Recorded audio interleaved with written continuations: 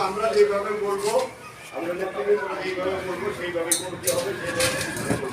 এর বাইরে একদিন আগানোর চেষ্টা করলে পারতেন না। আমরা অবশ্যই করবো